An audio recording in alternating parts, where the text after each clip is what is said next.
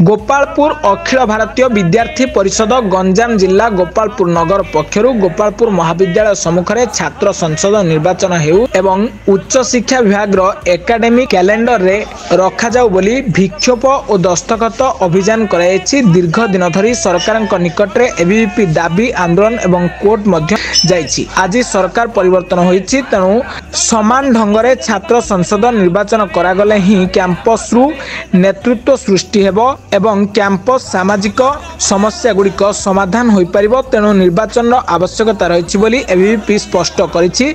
ए अभियान ब्रह्मपुर ठारू आरंभ करी राज्यर विभिन्न कैंपस रे जारी रही।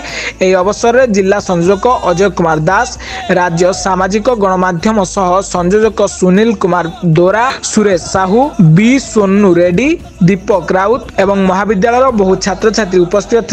नमस्कार, कौन कहे सुरेश साहू कौन कहे ये जो छात्र संसद अभियान दाबी अच्छी कौन दाबी अच्छे देखो आम दाबी है चलित वर्ष 6 वर्ष धरी निर्वाचन बंद रही।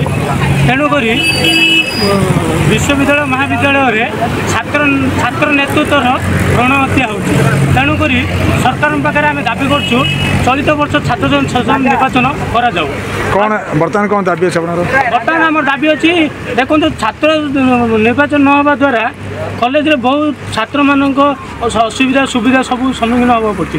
तेणुक छात्र मैंने भी प्रेसिडेंट बाछिले जी दुख जहाँ भी असुविधा हो छात्र मानकर से प्रेसिडेंट को जनाती और प्रेसिडेंट जाकि प्रिंसिपाल पाखे कहीकि समाधान करे सब कथा। तेणुक छात्र संसद निर्वाचन निहाती दरकार। गंजाम जिलूर संदेश कुमार साहू रिपोर्ट, ब्लैकेट न्यूज ओडिया।